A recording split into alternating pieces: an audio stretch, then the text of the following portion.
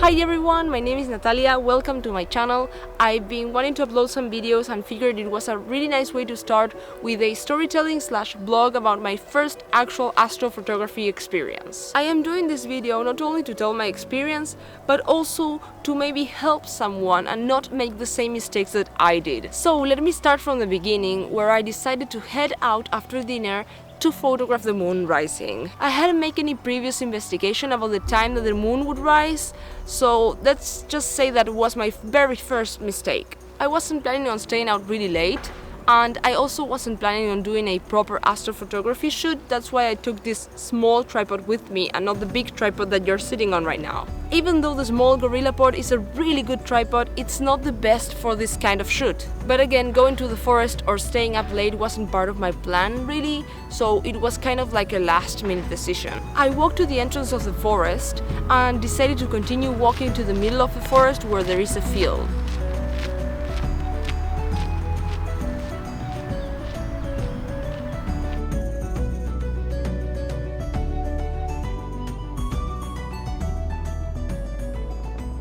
So I walked a lot. Let's just say that's another really big mistake. I didn't take my bike with me. I would have been so much quicker and it would have been so much smoother rather than walking with everything on me and then walking back really late at night. I arrived at the field and the sun was already set and the sky was filled with beautiful colors.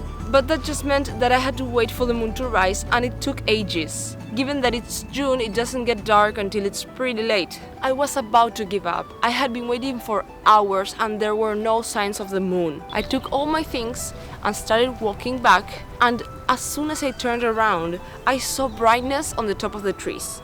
And the only thing that could be was the moon. So I went back to the bench, set up all my things again, my tripod, my camera, everything, and just patiently waiting for the moon to rise. When I tell you I was not prepared at all, I am not kidding. I decided to use aperture priority mode, which is not bad, but given it was really dark, it gave me a really low shutter speed. Somehow, in between the photos, I remember that the movement of the Earth can be noticeable in slow shutter speeds. So I decided to switch a little bit between apertures, and that's where I realized that the photos were coming out terrible. So I grabbed the camera, switched it to manual mode and started shooting, just being really careful not to use a really high ISO. And these were the only acceptable photos that I took.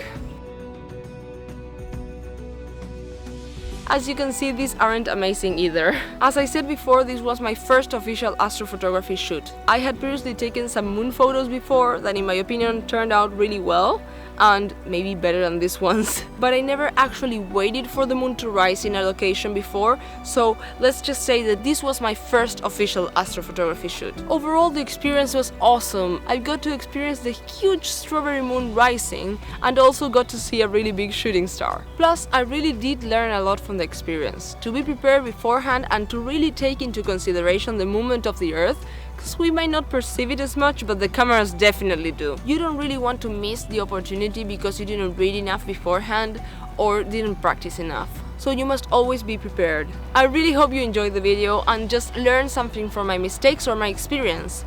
I know it's not much, but it may help someone out there. If you have any advice, just leave it in the comments. I will really appreciate it, and I'm sure some other people will do as well. Thank you for watching, and until next video.